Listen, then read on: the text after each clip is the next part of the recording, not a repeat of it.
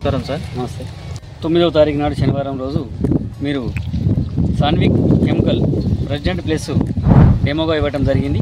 ఆ రోజు చూసినటువంటి పురుగుని చూస్తే మరి ఈరోజు 3 రోజుల నాటికి ఇవాళ 11వ తారీఖు మరి ఈరోజు చూస్తే గతంలో కొట్టిన మందుల కంటే ఈ యొక్క సాన్విక్ కెమికల్ ప్రెసిడెంట్ ప్లేస్కు చాలా తొందరగా చనిపోయినట్టు మాకు నమ్మకం కలిగింది.